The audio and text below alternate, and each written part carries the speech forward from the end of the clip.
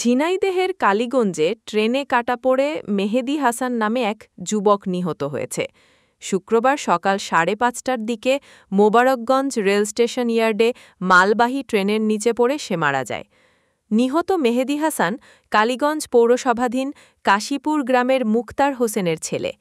স্থানীয়রা জানিয়েছে, মেহেদী বেশ কিছুদিন ধরে মানসিক রোগে ভুগছিল এবং তার চলাফেরা এলোমেলো ছিল। সে পাবনার মানসিক হাসপাতালে ভর্তি ছিল এবং সম্প্রতি বাড়িতে এসেছিল।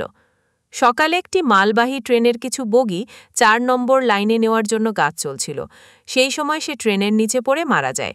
মোবারকগঞ্জ রেল স্টেশনের মাস্টার অরূপ বিশ্বাস জানিয়েছেন, সকালে স্টেশন ইয়ার্ডে মালবাহী ট্রেনের কয়েকটি বগি ৪ নম্বর লাইনে নেওয়ার কাজ চলছিল। এই সময় সে ট্রেনের নিচে পড়ে মারা যায়।